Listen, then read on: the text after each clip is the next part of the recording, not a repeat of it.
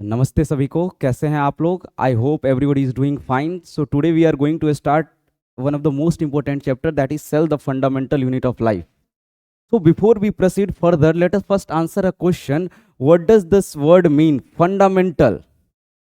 ये वर्ड बार बार आता है हम लोग के, लगभग हर सिविक्स पढ़ रहे हैं वहां आ रहा है फंडामेंटल, केमिस्ट्री पढ़ रहे हैं वहां आ रहा है फंडामेंटल पार्टिकल, सिविक्स के अंदर फंडामेंटल राइट, और यहां भी आ गया fundamental unit of life. So what does this word means fundamental? पता है हम लोगों को कि फंडामेंटल का मतलब बहुत लोग बताएंगे sir it means basic, but what does this basic means, what does this fundamental means? तो फंडामेंटल का मतलब होता है from where something starts, it is related to foundation. Fundamental word is related to foundation, मतलब कोई भी चीज कहां से स्टार्ट हो रहा है, दैट इज फंडामेंटल. क्लियर है? कोई भी चीज कहां से स्टार्ट हो रहा है, that is fundamental. Fundamental is related to foundation. जैसे केमिस्ट्री में हमने पढ़ा कि fundamental particle, electron, proton and neutron.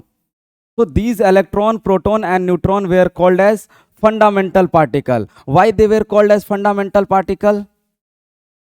Because they are the smallest particle from which our universe is made. सबसे छोटा पार्टिकल हमारे यूनिवर्स का यही है, electron, proton and neutron. These combine together, electron plus proton plus neutron, ये मिलकर के बनता है एटम. बहुत सारा एटम कंबाइन होकर के बनता है मॉलिक्यूल. मॉलिक्यूल से बना सब्सटेंस, सब्सटेंस से बना object.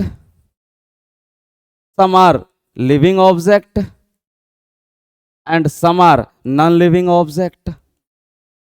Some are living object and some are non-living object, and these living and non-living object combine together to form the universe, our earth. These combine together to form our earth and other celestial object combine together to form the universe.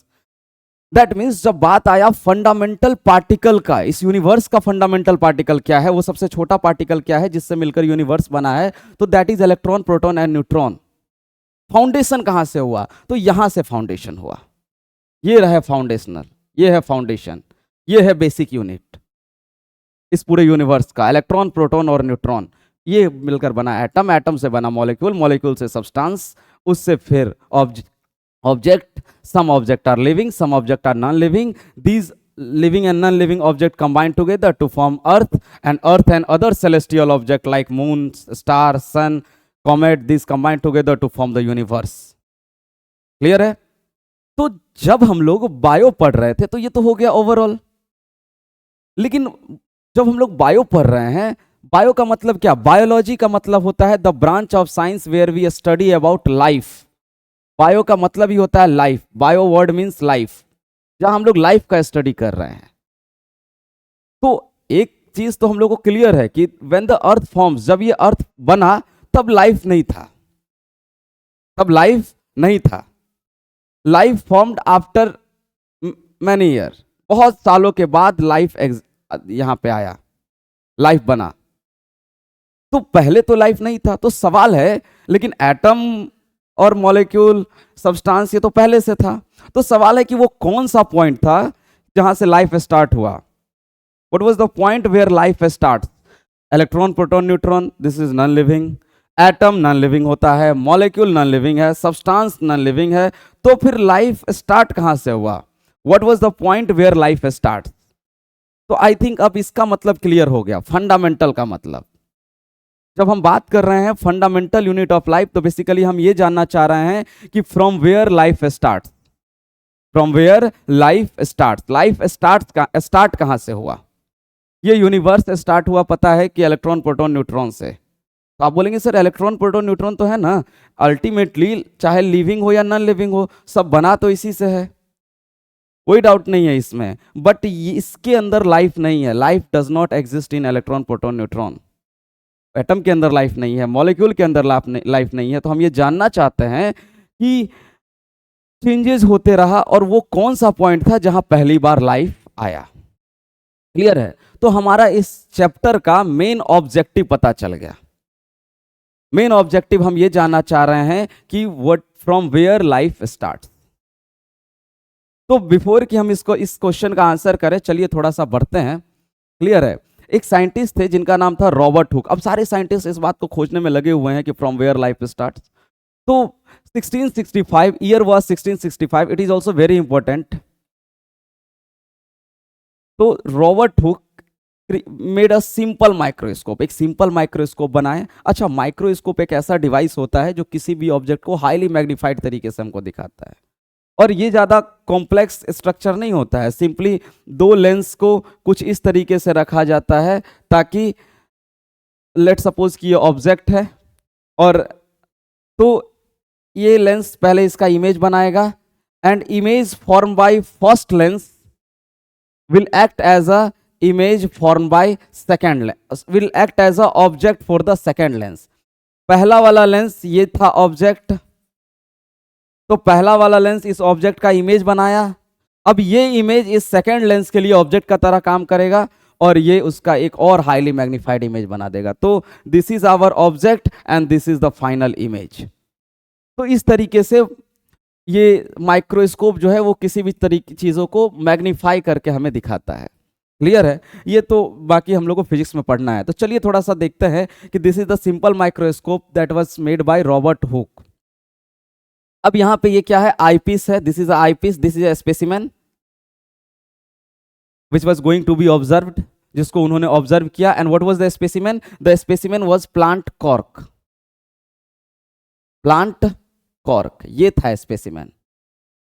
Plant cork, plant के बाहर का जो dead part होता है that is plant cork. तो it was, this was the specimen that was being observe. पहली बार इसी को ऑब्जर्व किया गया। और इसके अलावा एक ऑयल रिजर्वर, एक फ्लेम, इस फ्लेम को जलने के लिए, एनर्जी सप्लाई करने के ऑयल रिजर्वर, फ्लेम का जरूरत क्यों पड़ता है? फ्लेम से प्रोड्यूस होता है light, and then this water flask concentrate this light. ये सारे लाइट को कंसंट्रेट करता है, और जब सारा लाइट कंसंट्रेटेड होकर के स्पेसिमेन पे पड़ता है, finally specimen reflect the light. ये स्पेसिमेन इन सारे लाइट को रिफ्लेक्ट करता है, और जब ये रिफ्लेक्टेड लाइट इस आईपीस से पास करता है तो इसके अंदर, जैसा कि अभी बताए थे, अलग अलग पोजीशन पे लेंस लगा रहता है, और ये लेंस इस लाइट को रिफ्रैक्ट करता है, एंड ड्यू टू रिफ्रैक्शन इस छोटे से पार्ट का हम लोग को एक हाईली मैग्नीफाइड इमेज मिलता है। तो रॉबर्ट हुक पहली बार जब प्लांट कॉर्क को, जो उनका स्पेसिमेन था वो था प्लांट कॉर्क, और जब पहली बार प्लांट कॉर्क को सिंपल माइक्रोस्कोप में ऑब्जर्व किए, तो वो ऑब्जर्व करते हैं कि उनको एक कुछ ऐसा स्ट्रक्चर दिखा, small room like structure, small room like structure. When Robert Hooke observed plant cork in his simple microscope, then he see a small room-like structure, छोटा छोटा रूम जैसा स्ट्रक्चर था। अब लैटिन में इस छोटे छोटे रूम को बोला जाता है सेलुला। क्या बोला जाता है? सेलुला। तो वो भी जब माइक्रोस्कोप से देखे तो भी देखिए यार, ये तो छोटा छोटा रूम जैसा स्ट्रक्चर है, और इसका वो नाम दे दिए cell. And in this way cell was discovered. इस तरीके से सेल का डिस्कवरी होता है। तो द सेल नाम, ये वर्ड नाम जो है सेल, ये कहां से आया है? Cellula, Latin word cellula. Cellula means small room, cellula means small room. In Latin cellula means small room. तो जब वो प्लांट कॉर्क को देखे, छोटा छोटा रूम जैसा स्ट्रक्चर दिखा, और उस छोटे छोटे रूम को ही लैटिन में क्या बोला जाता है? स्मॉल रूम को सेलुला, और वहीं से वर्ड आया सेल। आज भी हम लोग छोटे छोटे रूम को सेल बोलते हैं। जेल वगैरह के अंदर जो छोटा छोटा रूम बना होता है कैदियों के लिए, उसको क्या बोला जाता है? सेल। तो इस तरीके से सेल का डिस्कवरी हुआ। और one of the most important, plant cork is a dead part of plant. Plant cork is a dead part of plant. So the first cell which was discovered was actually dead. जो पहला cell discover हुआ था वो dead cell था। And first cell was discovered by Robert Hooke using his simple microscope. Robert Hooke जो है वो अपने सिंपल माइक्रोस्कोप का यूज करके सेल डिस्कवर किए। और सेल वर्ड कहां से आया? सेलुला। Cellula means small room. और बायोलॉजी का वो ब्रांच जहां हम लोग सेल के बारे में पढ़ते हैं, that branch is called cytology. क्या बोलते हैं उसको? Cytology. That branch is called cytology. Clear है? सो ये थे रॉबर्ट हुक, जिन्होंने पहली बार सेल का डिस्कवर किया using his simple microscope and from plant cork, and the year was 1665। Year was 1665 while examining a thin slice of cork. जब वो plant cork को एग्जामाइन कर रहे थे अपने सिंपल माइक्रोस्कोप में, तो उनको छोटा छोटा रूम जैसा स्ट्रक्चर दिखता है, and that small room were called cell by him, and the cell name was come from cellula, that means small room, in Latin cellula means small room. और biology के जिस ब्रांच में हम लोग cell के बारे में स्टडी करते हैं, बायोलॉजी के उसी ब्रांच को हम लोग बोलते हैं साइटोलॉजी। क्लियर है? तो पहला सेल तो डेड डिस्कवर हुआ, पहला सेल जो डिस्कवर हुआ था वो डेड था। फिर टाइम आगे बढ़ा और ईयर आया 1674। 1674 में एक साइंटिस्ट थे एंटोन वॉन लीवेनहॉक, उन्होंने पहली बार एक लिविंग सेल डिस्कवर किया, and that living cell was a spirogyra. ये माइक्रोस्कोपिक व्यू में, माइक्रोस्कोप में स्पाइरोगायरा कुछ इस तरीके से दिखता है, and this is the real view, you can find it in pond और लेक और रिवर। This is spirogyra. ये एक तरह का एल्गी है, सिंपल प्लांट। तो ये एल्गी, उनका जो तालाब था, तालाब पानी था, उसी में वो एक एल्गी एग्जामाइन कर रहे थे अपने तालाब के पानी को, तो उसी में उनको कुछ ये स्ट्रक्चर दिखा, and that structure is spirogyra. Filamentous structure होता है इसका स्पाइरोगायरा का, and it is a living. So the first living cell was discovered by Anton von Leeuwenhoek, Anton von Leeuwenhoek, and the year was 1674। और and the जो discover हुआ वो क्या था? It was a spirogyra algae.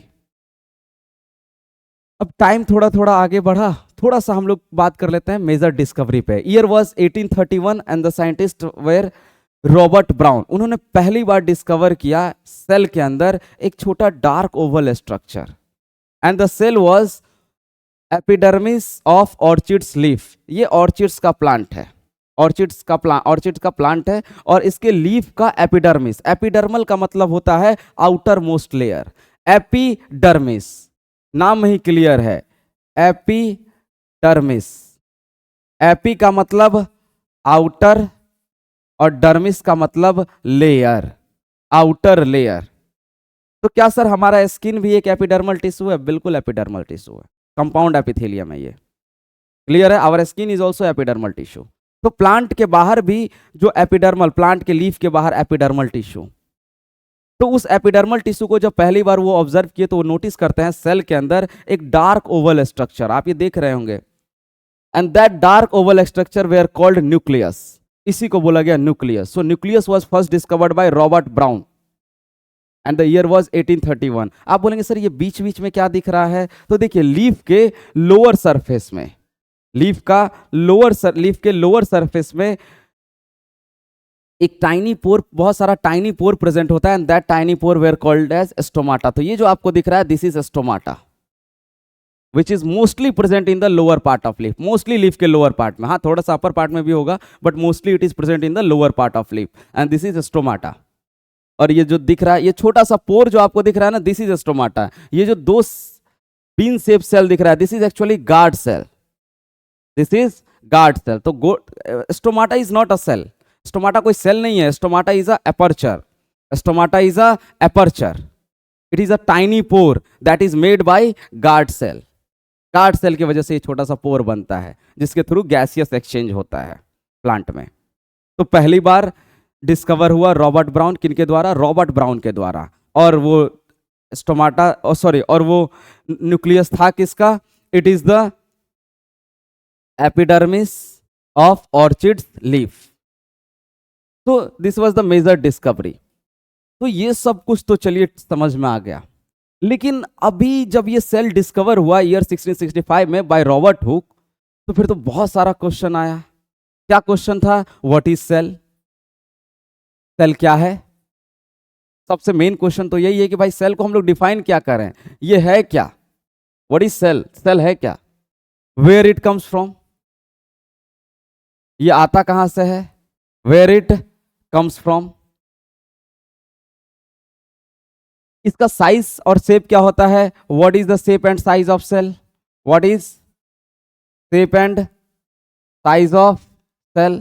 Cell का shape और size क्या है? एक लिविंग ऑर्गेनिज्म में, अगर ये लिविंग ऑर्गेनिज्म में पाया जाता है तो लिविंग ऑर्गेनिज्म के अंदर कितना सेल होगा? What is the number of cell in living organism? These were the important question that was being asked. What is cell? Cell क्या है?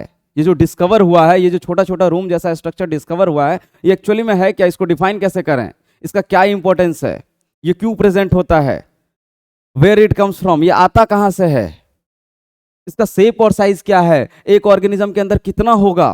तो ये इंपॉर्टेंट क्वेश्चन आने लगा। अब ये जो मेनली पहला दो क्वेश्चन है, what is cell and where it comes from, और इसमें भी सबसे पहला व्हाट इज सेल, इसका आंसर हम लोग को मिलता है एक फेमस थ्योरी से, and that theory is called cell theory.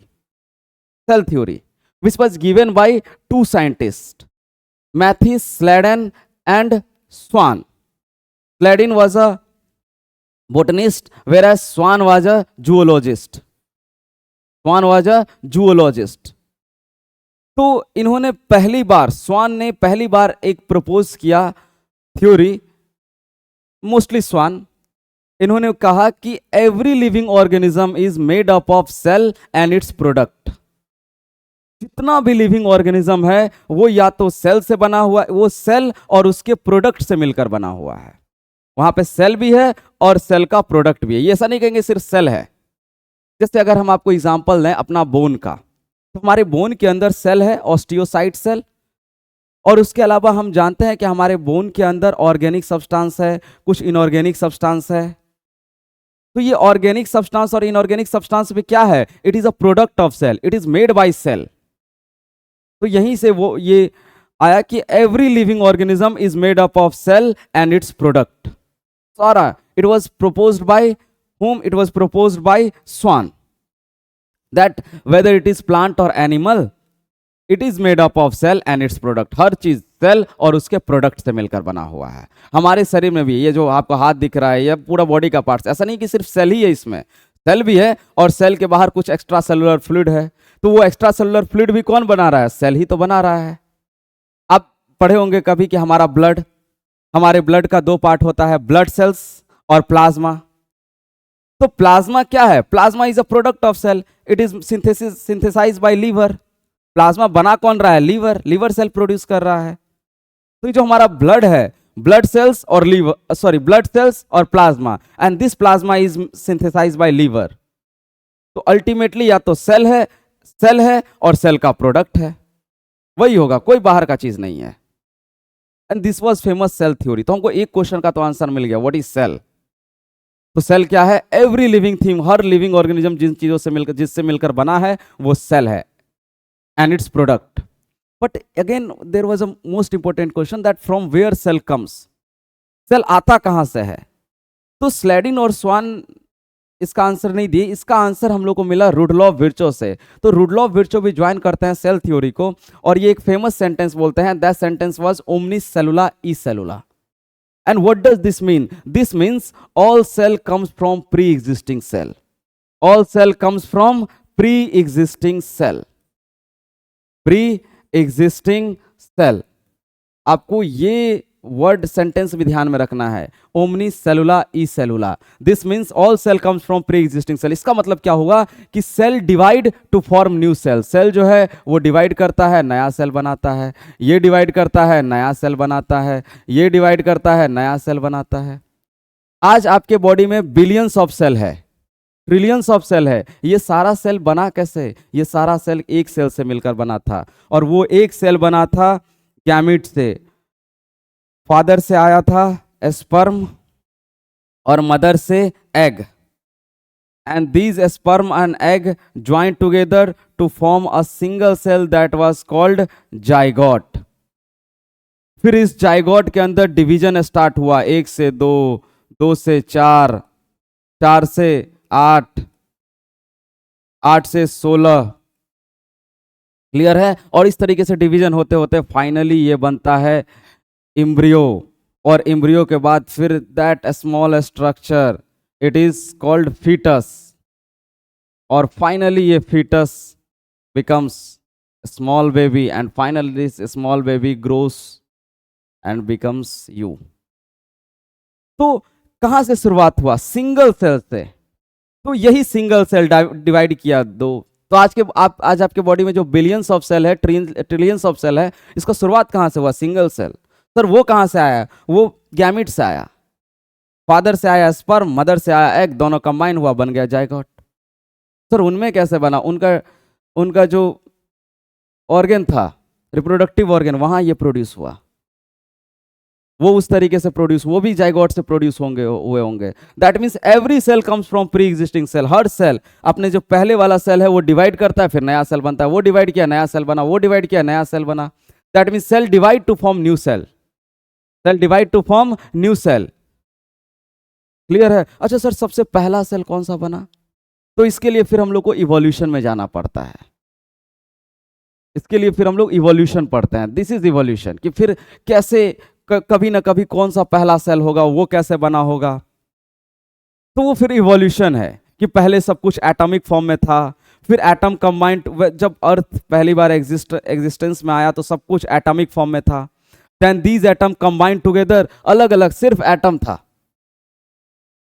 सिर्फ atom, hydrogen oxygen atomic form में था। Now these atom combined together to form inorganic substance, जैसे कि अमोनिया पहला substance, water, these were the first inorganic substance to be formed on earth, पहला inorganic substance था। फिर ये कंबाइन हुआ हाई टेम्परेचर हाई प्रेशर की वजह से और बना ऑर्गेनिक सब्सटेंस, जिसके अंदर कार्बन होगा।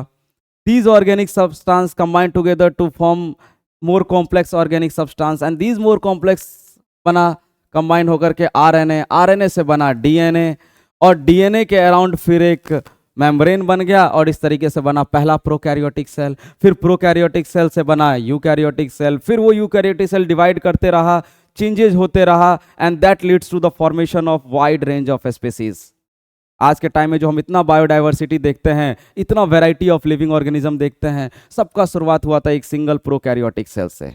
वो डिवाइड करते गया, डिवीजन के वक्त कुछ चेंजेज आता था, and that changes leads to the formation of new species या new character, and many new character add together to form new species. बहुत सारा जब नया कैरेक्टर इंड्यूस हो जाता है तो एक नया स्पीसीज बन जाता है। क्लियर है? तो इस तरीके से शुरुआत हुआ। So this is cell theory. Cell theory हमको क्या बताया? What is cell? What is cell? Every living organism is made up of cell and its product. From where it comes? तो it comes from pre existing cell. How? Pre existing cell divide to form new cell, this divide to form new cell, ये divide करेगा नया cell बनेगा। तो हमारे शरीर में जितना भी सेल है वो अपने से पहले से मौजूद सेल के डिवाइड करने से बना है। सेल डिवाइड करता है, नया सेल बनता है, वो डिवाइड करता है, फिर और नया सेल बनता है। तो शुरुआत हमारा कहाँ से हुआ? एक सिंगल सेल जाइगोट से। वो कैसे बना? वो बना गैमीट से। तो अब यहां से हम लोग को सेल के बारे में आइडिया मिल गया। तो एक प्रॉपर डेफिनेशन क्या है सेल का? तो सेल का एक प्रॉपर डेफिनेशन है, cell is the structural and functional unit of life. Cell is the structural and functional unit of life, structural and functional unit of life. अब हमने इस सबको कंबाइन कर दिया और यही है सेल थ्योरी, जिसका सबसे पहला पार्ट क्या है? All organism are made up of cell, every organism are made up of cell and its product, and its product. हमारे बॉडी में सिर्फ सेल ही नहीं है, बल्कि सेल के अलावा सेल का प्रोडक्ट भी है। अभी बताए हैं ब्लड, सिर्फ उसमें ब्लड सेल्स ही नहीं है, आरबीसी डब्ल्यूबीसी और प्लेटलेट्स ही नहीं है, बल्कि ब्लड सेल्स भी है। all organism are made up of cell and its product. All cell arises from pre-existing cell. Omnis cellula is cellula, which was given by Rudolf Virchow. Omnis cellula is cellula. That means cell divide to form new cell. ये divide करेगा नया cell बनेगा, ये divide करेगा नया cell बनेगा. That means every cell is a product of cell division by previous cell. Clear है? हर cell cell division का product है जो वहां पहले से मौजूद था। And cell is the structural and functional unit of life. इसको अब हम लोग को समझना पड़ेगा, what does this word actually means, what does structural unit of life means, functional unit का मतलब क्या हुआ। तो स्ट्रक्चरल यूनिट का मतलब हुआ कि structure of living organism is made up of cell. Structural unit का मतलब हुआ कि they form the structure of organism. आपको किसी भी लिविंग ऑर्गेनिज्म का जो भी स्ट्रक्चर दिख रहा है, एक ह्यूमन का मॉर्फोलॉजिकल स्ट्रक्चर डिफरेंट होता है, एक डॉग का मॉर्फोलॉजिकल स्ट्रक्चर डिफरेंट होता है, और एक प्लांट का मॉर्फोलॉजिकल स्ट्रक्चर डिफरेंट होता है। बट ये जो अलग अलग मॉर्फोलॉजिकल स्ट्रक्चर है, अलग अलग तरह का स्ट्रक्चर है, इन स्ट्रक्चर के लिए रिस्पॉन्सिबल कौन है? सेल। ये सेल ही है जो कंबाइन होकर के एक लिविंग ऑर्गेनिज्म बनता है। सेल कंबाइन होकर के बनता है टिश्यू, ग्रुप ऑफ सेल, बहुत सारा टिश्यू कंबाइन होकर के बनता है ऑर्गन, बहुत सारा ऑर्गन कंबाइन होकर के बनता है ऑर्गन सिस्टम, और बहुत सारा ऑर्गन सिस्टम कंबाइन होकर के बनता है हमारा बॉडी। तो in our body different type of cell combine हुआ, बन गया tissue, epithelial tissue, muscular tissue, nervous tissue, बहुत सारा टिश्यू कंबाइन हुआ, बन गया organ, heart, liver, kidney organ है। बहुत सारा ऑर्गन कंबाइन किया, बन गया ऑर्गन सिस्टम, जैसे डाइजेस्टिव सिस्टम जिसके अंदर माउथ, ईसोफेगस, स्टमक, इंटेस्टाइन, ये सब किसका पार्ट है? Digestive system, organ system. Excretory system, kidney, ureter, clear है, ureter, urinary bladder, urethra, excretory system, और बहुत सारा ऑर्गन सिस्टम कंबाइन होकर के क्या बनता है? Organism, body. तो अल्टीमेटली हम क्या देख रहे हैं? सबका स्ट्रक्चर का शुरुआत कहां से हुआ? सेल से। तो cell is the structural unit of life, and that is why cell is called structural unit of life. क्यों? Because every living thing is made up of cell. The structure of every living organism is composed of cell. आपको जो भी living organism का जैसा भी structure दिख रहा है, उस स्ट्रक्चर के लिए रिस्पॉन्सिबल कौन है? सेल। एक प्लांट का स्ट्रक्चर अलग है, डॉग का स्ट्रक्चर अलग है, कैट का स्ट्रक्चर अलग है, बट वो स्ट्रक्चर जैसा भी है, उस स्ट्रक्चर के लिए रिस्पॉन्सिबल कौन है? Cell. Cell is the responsible for the structure of living organism. तो ये क्लियर हो गया। Now the next question is why cell is called functional unit of life. Cell को फंक्शनल यूनिट क्यों बोलते हैं? तो फंक्शनल यूनिट कहने का रीजन है कि a cell is capable of carrying out all life process such as nutrition, respiration. एक लिविंग ऑर्गेनिज्म को आप सुनिएगा,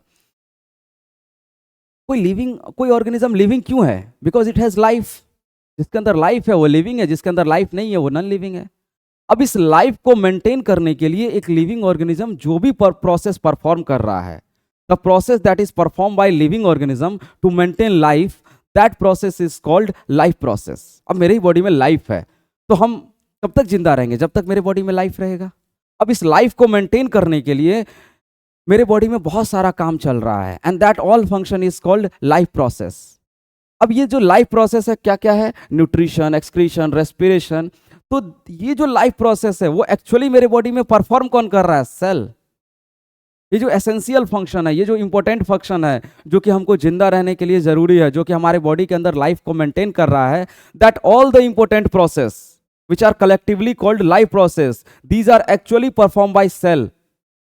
ये हमारे बॉडी में परफॉर्म कौन कर रहा है? सेल परफॉर्म कर रहा है, and that is why cell is called functional unit of life.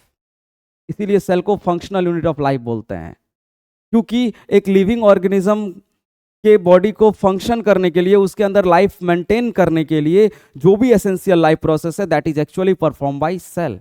और इसका एक अदर एग्जांपल भी है कि cell control all the physiological, biochemical and genetic. जैसे मान के चलिए फिजियोलॉजिकल फंक्शन क्या है हमारे बॉडी का, जो भी हमारे ऑर्गन का फंक्शन है वो फिजियोलॉजिकल फंक्शन के अंदर आता है। ये सारा फिजियोलॉजिकल फंक्शन कौन कर रहा है? सेल। जो भी मेरे बॉडी के अंदर केमिकल रिएक्शन हो रहा है, all the chemical reaction that takes place in the body of living organism, that are called metabolism.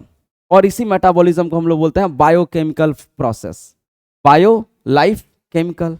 Living organism के अंदर केमिकल रिएक्शन हो रहा है, और किसी भी लिविंग ऑर्गेनिज्म के अंदर जो केमिकल रिएक्शन होता है, इसी को मेटाबॉलिज्म बोलते हैं। This is metabolism. All the chemical reaction, जो सारा chemical reaction that takes place in the body of living organism, the chemical reaction that takes place in the body of living organism is called metabolism. और इसी metabolism को हम लोग बोलते हैं biochemical process. इसके अलावा जेनेटिक प्रोसेस। हम ह्यूमन बने क्योंकि मेरे अंदर जो इनहेरिटेंस है, मेरे अंदर जो कैरेक्टर है, वो मेरे मदर और मेरे पेरेंट्स से इनहेरिट हुआ। तो ये जो इनहेरिटेंस ऑफ कैरेक्टर है, इसके लिए भी कौन रिस्पॉन्सिबल है? सेल। ये सेल ही था जो कैरेक्टर को, जिसकी वजह से हम कैरेक्टर इनहेरिट कर पाए अपने पेरेंट्स से। गैमिट्स के फॉर्म में ये कैरेक्टर आया, गैमिट सेल जो है ये इस कैरेक्टर को इनहेरिट किया। तो हम क्या देख रहे हैं कि हमारे बॉडी का फिजियोलॉजिकल फंक्शन हो, मेरे बॉडी के अंदर होने वाला chemical reaction, that means biochemical process हो, और कैरेक्टर का इनहेरिटेंस, एक जनरेशन से दूसरे जनरेशन में कैरेक्टर का जाना, जेनेटिक, ये सारा फंक्शन भी कौन कर रहा है? Cell. That is why cell is called functional unit of life. क्या इसका मतलब कि सारा फंक्शन, चाहे वो फिजियोलॉजिकल हो जो आपके लाइफ को मेंटेन कर रहा है, चाहे वो बायोकेमिकल हो, आपके बॉडी के अंदर होने वाला केमिकल रिएक्शन, मेटाबॉलिज्म, चाहे वो जेनेटिक हो, इनहेरिटेंस, है ना, कि कैरेक्टर का इनहेरिटेंस, इन सब के लिए कौन रिस्पॉन्सिबल है? इस सब के लिए रिस्पॉन्सिबल है cell, and that is why cell is called functional unit of life. हमको दो क्वेश्चन का आंसर मिल गया। पहला, cell, why cell is called a structural unit of life, because every living organism is made up of cell. सारा living organism का जो structure है, वो स्ट्रक्चर किसका बना है? सेल का। एक ह्यूमन का स्ट्रक्चर अलग है, प्लांट का स्ट्रक्चर अलग है, एलिफेंट का स्ट्रक्चर अलग है, और इस स्ट्रक्चर के लिए कौन रिस्पॉन्सिबल है? Cell. That is why cell is called structural unit of life. Cell is called functional unit of life because every essential function inside the living organism is actually perform by cell. सारा important function जो कि एक living organism को जिंदा रखे हुए है, जो कि एक लिविंग ऑर्गेनिज्म के अंदर हो रहा है, वो एक्चुअली में कौन परफॉर्म कर रहा है? Cell. That is why cell is called functional unit of life. सारा, चाहे वो फिजियोलॉजिकल फंक्शन हो, चाहे वो बायोकेमिकल हो, चाहे वो जेनेटिक हो, ये सब सेल हो के द्वारा फंक्शन किया जा रहा है, सेल के द्वारा किया जा रहा है, and that is why cell is called functional unit of life. Now the next important question is, जो हमारा, जहां से हमारा चैप्टर का स्टार्टिंग हुआ था कि why cell is called fundamental unit of life, तो अब हम लोग को समझ में आ गया cell is called fundamental unit of life because cell is the smallest thing that can be called living. यहीं से लाइफ का शुरुआत हुआ। Cell was the first structure from where life start. Cell ही वो स्ट्रक्चर है जहां से लाइफ स्टार्ट हुआ था। Cell is the smallest thing that can be called living. इससे छोटा कुछ भी लिविंग नहीं है। आप बोलोगे सर हम लोग तो पढ़े हुए हैं कि एक सेल के अंदर न्यूक्लियस, न्यूक्लियस लिविंग है। न्यूक्लियस कब तक लिविंग है? जब तक ये सेल के अंदर है। इंडिपेंडेंट एग्जिस्टेंस में ये लिविंग नहीं है। अगर ये इसको इंडिपेंडेंट बाहर निकाल दें तो ये नॉन लिविंग है। Nucleus is living only when it is present inside the cell. बोलेंगे सर एंडोप्लाज्मिक रेटिकुलम के बारे में भी पिछले 9th क्लास में पढ़े थे, इट इज लिविंग, ये डेड। उस जो सेल ऑर्गेनल्स है वो लिविंग और डेड कब तक है? लिविंग कब तक है? When it is present inside the cell. Independently living कौन है? अकेला। इंडिपेंडेंट एग्जिस्टेंस में लिविंग कौन है? तो वो सेल है। इंडिपेंडेंटली एग्जिस्ट कर सकता है। जितना भी वाइटल फंक्शन है, चाहे वो न्यूट्रिशन हो, रेस्पिरेशन हो, वो सारा सेल अकेला परफॉर्म कर सकता है। वो सारा सेल अकेला परफॉर्म कर सकता है and can be called living. अकेला परफॉर्म करके ये लिविंग रह सकता है। मतलब यहां से लाइफ का शुरुआत हुआ था। This is the point where life start. यहां से शुरुआत हुआ था। ये है फाउंडेशन। आज जो हम लोग वैरायटी ऑफ लिविंग ऑर्गेनिज्म देख रहे हैं, इस सब का शुरुआत, इस सब का फाउंडेशन ये था। सिंगल ये था, ये structure, and that is cell. That is why it is called fundamental unit of life, basic unit of life. क्योंकि cell is capable of independent existence. Independently वो एग्जिस्ट कर सकता है सेल। इंडिपेंडेंटली बाहर निकाल दीजिए, it can carry out all the vital function for living. सारा जितना भी लाइफ को मेंटेन करने के लिए जरूरी फंक्शन है, चाहे वो न्यूट्रिशन हो, रेस्पिरेशन हो, सर्कुलेशन हो, एक्सक्रीशन हो, these all function can independently perform by cell. Cell ये सारा काम अकेले कर सकता है, and that is why cell is called fundamental unit of life, क्योंकि यहीं से लाइफ का शुरुआत हुआ। और या फिर दूसरे भाषा में इसको ऐसे बोल सकते हैं कि cell is the smallest thing that can be called living. सबसे छोटा पॉइंट, सबसे छोटा चीज जो दुनिया में जिंदा कहलाया जा सकता है, दैट इज सेल। इससे छोटा कुछ भी जिंदा नहीं है। Nucleus is living only when it is present inside the cell. When it is present outside the cell, it will lost the function of life. Nucleus को बाहर निकाल दीजिए, फिर ये लिविंग नहीं है। एंडोप्लाज्मिक रेटिकुलम को बाहर निकाल दीजिए, माइटोकॉन्ड्रिया को बाहर निकाल दीजिए सेल से, ये लिविंग नहीं है। ये तभी तक लिविंग है जब तक ये सेल के अंदर है। तो अब हमको 3 इंपॉर्टेंट क्वेश्चन का आंसर मिल गया। सबसे पहला, what is cell? Cell is the structural and functional unit of life. From where it comes from? All cell comes from pre existing cell, that means cell divide to form new cell. और why cell is called a structural and functional unit of life? Because a structure of every living organism is made up of cell. That is why cell is called a structural unit of life. Because all the important function that is necessary for maintenance of life, such as nutrition, respiration, excretion, can carried out by cell. That is why cell is called functional unit of life. And why cell is called fundamental unit of life? Because cell is the smallest thing that can be called living. सबसे छोटा चीज जो जहाँ पे life है, जहाँ से life का शुरुआत हुआ, this is from where life start, cell, and that is why it is called fundamental unit of life. अब अगला सवाल है कि ठीक है, ये सारा क्वेश्चन का आंसर मिल गया, अब कुछ what is the size of cell. तो साइज ऑफ सेल के बारे में बताया गया कि size of cell is not fixed. Size of cell is not fixed. It may be as small as 0.1 micrometre. सबसे छोटा कुछ cell, PPLO, mycoplasma, it is the smallest bacteria. Mycoplasma, PPLO, pleuro pneumonia like organism. Pneumonia start from P, P silent रहता है, तो PPLO, pleuro pneumonia like organism, mycoplasma. It is the smallest cell present on our earth अभी तक के research के हिसाब से. तो इसका साइज क्या है? 0.1 माइक्रोमीटर. कितना है? 0.1 माइक्रोमीटर, सबसे छोटा. अब एक साइज तो ये आपको दिख रहा है 0.1 माइक्रोमीटर, जिसको देखने के लिए हमको नेकेड आई तो भूल जाइए, हाई पावर माइक्रोस्कोप चाहिए. और वहीं पे दूसरा cell ostrich egg, it size 15 to 18 centimetre, 15 से 18 सेंटीमीटर. एक सिंगल सेल है ये, this is a single cell. ये देखिए दिखाया गया है कंपेयर टू अदर एग. ये एक सिंगल है ऑस्ट्रिच एग, 15 से 18 centimetre. This is the largest cell. अब आप कंपैरिजन देख सकते हैं. एक सेल था माइकोप्लाज्मा, एक सेल था माइकोप्लाज्मा 0.1 माइक्रोमीटर. नेकेड आई तो छोड़ दीजिए, हाई पावर माइक्रोस्कोप चाहिए इसको देखने के लिए. और एक है 15 to 18 सेंटीमीटर का सेल ऑस्ट्रिच एग. एक बॉइल्ड एग में पूरा परिवार खा लेगा. समझ में आया? तो क्या हम देख रहे हैं, साइज वेरी कर रहा है. ह्यूमन में longest cell nerve cell with size range 90 to 100 centimetre. Nerve cell जिसका काम होता है इंपल्स को ट्रांसमिट करना. ब्रेन में प्रेजेंट होता है, स्पाइनल कॉर्ड में प्रेजेंट होता है, और बाकी हमारे बॉडी में भी प्रेजेंट होता है, जो मैसेज को ट्रांसमिट करता है. नर्व सेल साइज कितना होता है इसका? 90 to 100 सेंटीमीटर. प्लांट सेल में अगर बात करें लार्जेस्ट सेल का, तो ये है एसिटाबुलारिया. कुछ ये हिंदी में इसको जल कन्या बोलते हैं. कितना साइज होता है इसका? 6 to 10 सेंटीमीटर. अभी देख रहे हैं रेंज. प्लांट का लॉन्गेस्ट सेल हेम्प फाइबर, भांग का स्टेम से जो फाइबर निकलता है, भांग के प्लांट के स्टेम से जो फाइबर निकलता है, stem fibre, it is the longest plant cell. उसी तरीके से अगर हम बात करें ह्यूमन में, स्पर्म सेल 4 माइक्रोमीटर. कितना? 4 माइक्रोमीटर. और एग फीमेल में 0.1 millimetre. So this is a egg. और एग के कंपैरिजन में ये देखिए sperm. This is egg and this is sperm.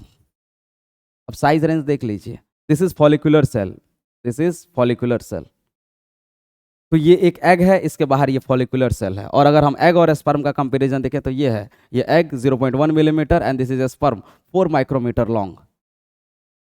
उसी तरीके से हमारे ब्रेन में एक सेल होता है granule cell, granule cell of cerebellum 10 micrometre. अब हम लोग क्यों ये साइज का बात कर रहे हैं? याद रखना है नहीं, सिर्फ ये जानने के लिए कि सेल का साइज फिक्स नहीं होता है. Size of cell is not fixed, it vary. It may be 4 micrometre long, it may be 0.1 millimetre, it may be 6 to 10 centimetre, it may be 90 to 100 centimetre, it may be 15 to 18 centimetre. That means size of cell vary, it is not fix. तो on what factor size of cell depends? Sir क्या ऐसा होगा एक हाथी और चूहा में, हाथी अगर बड़ा है, अगर हम बात करें, बताओ हाथी और चूहा में से किसका नर्व सेल बड़ा होगा? किसका नर्व सेल बड़ा होगा? आप बोलेंगे सर ऑफ कोर्स हाथी का बड़ा होगा. बिल्कुल नहीं. Size of cell does not depends on size of organism. Cell का साइज ऑर्गेनिज्म के साइज पे डिपेंड नहीं करता है. तो फिर किस पे करता है? Size of cell depends on the function they perform. काम क्या है सेल का, ये डिसाइड करेगा सेल का साइज. नर्व सेल का काम है इम्पल्स को ट्रांसमिट करना, मैसेज को ट्रांसमिट करना, तो चाहे वो एलिफेंट हो या रैट हो, दोनों में जो सेल का साइज होगा वो लॉन्ग और ब्रांच्ड होगा, दोनों में लॉन्ग और ब्रांच्ड। थोड़ा बहुत लेंथ का अंतर आ सकता है, लॉन्ग एंड ब्रांच दोनों में होगा। That means size of cell is independent of the size of organism. कोई ऑर्गेनिज्म बड़ा है, कोई ऑर्गेनिज्म छोटा है, तो ये नहीं कि उसके बॉडी में सेल छोटा होगा, जो बड़ा है उसके बॉडी में सेल बड़ा होगा, नहीं। Size of cell is independent of size of organism. तो साइज ऑफ सेल किस पे डिपेंड करता है? साइज ऑफ सेल डिपेंड करता है किस पे? Size of cell depends on related to the function it perform. कौन से फंक्शन पे काम कर रहा है? If the nerve cell in both elephant and rat are long and branched because they perform same function, that is of transferring message. Clear है? तो size of cell clear हो गया। Now the next question is, sir, what is the shape of cell? सेल का shape क्या होता है? तो shape of cell is also not fixed. अब nerve cell elongated shape का होता है, elongated, और वहीं पे हमारा RBC सामने से देखें तो disc like and lateral view में बाइकॉनकेव, बाइकॉनकेव, लेटरली देखें तो biconcave, front view disc like. Red blood cells disc जैसा होता है। मसल सेल स्पिंडल या फिर सिलिंड्रिकल, सिलिंड्रिकल, कार्डियक और स्केलेटल सिलिंड्रिकल, और स्मूथ मसल जो कि हमारे इंटेस्टाइन, इसोफेगस, स्टमक में प्रेजेंट होता है। इनवॉलेंट्री मसल, स्मूथ मसल, ये स्पिंडल शेप का है। और कार्डियक मसल हार्ट में प्रेजेंट होता है, ये भी इनवॉलेंट्री होता है, ये सिलिंड्रिकल है। और स्केलेटल मसल जो लिम्स हाथ पांव में प्रेजेंट होता है, this is cylindrical. Pigment cell skin में प्रेजेंट होता है, मिलानोसाइट, इट इज ब्रांच्ड, देख सकते हैं इसका स्ट्रक्चर। उसी तरीके से अमीबा, कोई फिक्स शेप नहीं, irregular. Paramecium slipper like, both amoeba and paramecium are unicellular protozoa, ये प्रोटोजोआ है। क्लियर है? यूनिसेलुलर ऑर्गेनिज्म है, एक सेल का। आप देखिए ना, अमीबा का सेल फिक्स नहीं होता, शेप फिक्स नहीं होता है। जस्ट लाइक आवर आरबीसी, हमारे बॉडी के अंदर जो W blood white blood cells होते हैं, इनका भी शेप फिक्स नहीं होता है। तो हम क्या देख रहे हैं कि ऑर्गेनिज्म का शेप भी फिक्स नहीं है, डिफरेंट शेप। तो on what factor shape of cell depends? Shape of cell also depends on function they perform. जो फंक्शन कर रहा है, फंक्शन है सेल का, वही डिसाइड करेगा कि सेल का शेप और साइज क्या होगा। तो shape and size of cell depends on function they perform. चलिए, तो ये क्वेश्चन का भी आंसर मिल गया। What is shape of cell? It is not fixed, it depends on function. What is size of cell? It is also not fixed, it also depends on function the cell perform. Now the next question is, how many cell is present in a organism? एक organism में कितना cell present होगा? It is also not fixed. There are some organisms that contain only one cell, such as Chlamydomonas, Euglena, Paramecium, yeast, amoeba, bacterium. ये ऐसा living organism है which contain only one cell. Chlamydomonas, Euglena, Paramecium, amoeba, these are the organisms that contain only one cell, and that is why they are called as unicellular organism. Unicellular organism, एक ही cell होगा। Whereas there are many organisms that contain more than one cell. Insect, fish, human, plant, jellyfish, there are different organisms, many organisms that contain more than one cell, and so they are called as multicellular organism. तो ये भी fix नहीं है, कुछ organism में एक ही cell, कुछ में एक से ज्यादा, जिसमें एक सेल यूनिसेलुलर ऑर्गेनिज्म और जिसमें एक से ज्यादा मल्टीसेलुलर ऑर्गेनिज्म। तो हम लोग को अब सेल का एक बेसिक आइडिया मिल गया। What is cell, where it comes from, why it is called structural unit, why it is called functional unit, why it is called fundamental unit, shape क्या है, साइज क्या है, कौन से फैक्टर पे डिपेंड करता है। क्लियर है?